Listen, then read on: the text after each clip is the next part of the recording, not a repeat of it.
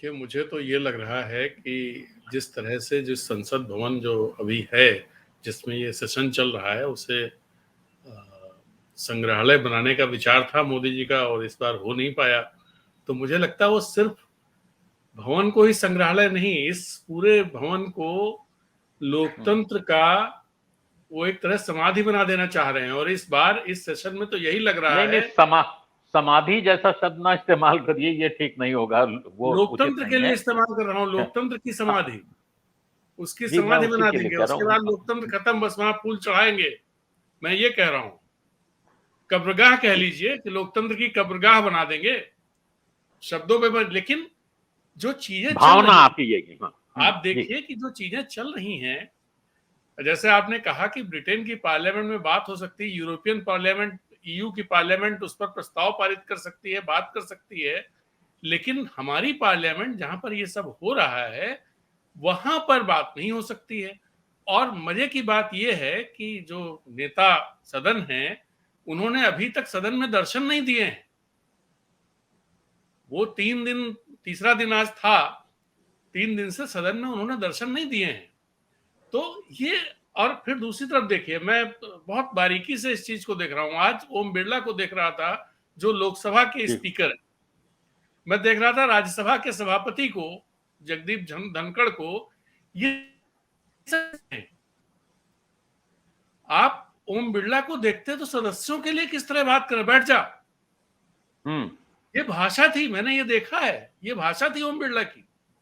और जब ओम बिरला अमित शाह के लिए बात करते हैं और राजनाथ सिंह के लिए बात करते हैं, तो बिल्कुल उनकी जी। भाषा बदल जाती है।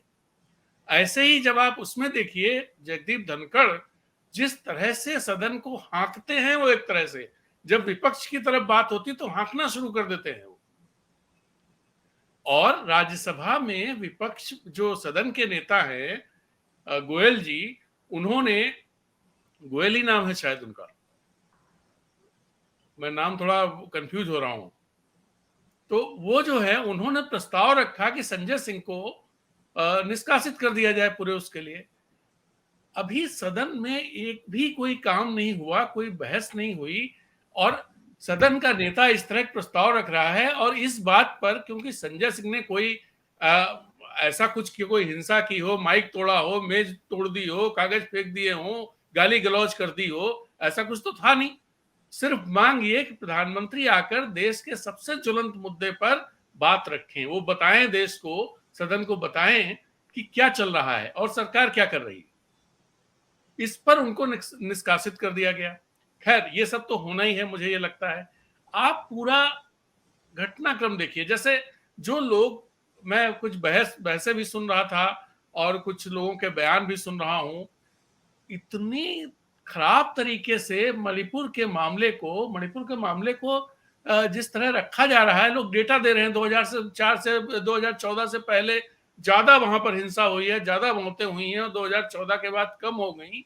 अरे भाई, ये देखने की जरूरत है कि पहली बार जो वहां पर जो कुछ होता था नॉर्थ ईस्ट में, वो स्टेट के खिलाफ होता था।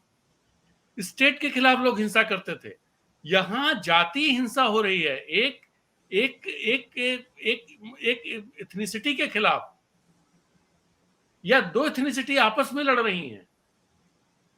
तो ये कैरेक्टर ही अलग है। इसको इसको इस तरह से देखना कि साहब, एक तो ये रखा जा रहा है। अगर आप इसको देखा जा सकता है, तो इसको देखा जा सकता है 84 के दंगों के साथ, इसको देखा जा सकता है 2002 के गुजरात के दंगों के साथ।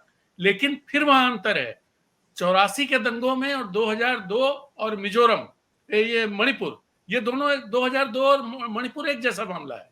लेकिन 84 के दंगे जो थे, वो उसके पीछे कोई वैचारिक अभियान नहीं था, वैचारिक आधार नहीं था, उसको उस तरह की चीज नहीं थी। वो एक क्षणिक आवेश था, एक भीड़ की जो वो होती है, उसमें कुछ लोगों ने रोल प्ले किया जो बहुत गलत था, उसमें लोगों सजाएं भी हुई हैं, वो गलत था। लेकिन उससे ज्यादा खतरनाक 2002 और मणिपुर इसलिए है क्योंकि इनमें एक वैचारिक सपोर्ट है। इसको स्टेट इसमें साथ खड़ा है, उस वैचारिक सपोर्ट के साथ।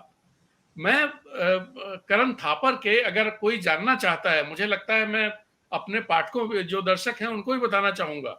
करण थापर ने पिछले 3 महीने में जितने इंटरव्यू किए हैं, अगर आप उनको देख डालें, मैं उनको 3 दिन से लगातार देख रहा हूं, उनको देख डालें तो आपको तस्वीर साफ हो जाएगी कि मणिपुर में चल क्या रहा है। खतरनाक चीजें चल रही हैं और हर तरह के लोगों को करण थापर लेके आए। ऐसा नहीं है कि सिर्फ कुकीज को लेके आए हों, कुकी ही वहां पर बैठे हों, मैती भी वहां बैठे। मैती किस तरह की बातें कर रही, प्रमोद सिंह की मैं बात सुन रहा था, कई जगह सुनी मैंने। प्रमोद सिंह आरएसएस की भाषा बोल रहे हैं। इससे ही साफ हो जाता है कि मणिपुर में क्या चल रहा है। प्रमोद सिंह के बारे में मैं बता दूं कि वो जो मैतेई लिपुन, जो उनका सबसे बड़ा संगठन है, उसके अध्यक्ष है।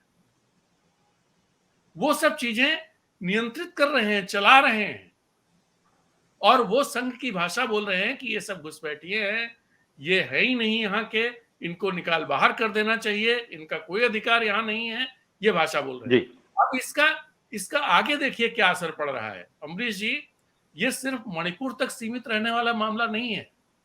मिजोरम में इसकी लपटें पहुंचने लगी हैं और अभी वहां मैतेई समुदाय वहां से भागने लगा है। इसको इस तरह से नहीं देखा जाना चाहिए कि मैतेई समुदाय भाग रहा है और यहां पर मार रहा है, इस तरह से नहीं देखा जाना चाहिए। इसको इस तरह से देखा जाना चाहिए कि वहां की सिचुएशन बिगड़ रही है और नागालैंड में भी स्थितियां गड़बड़ा रही हैं।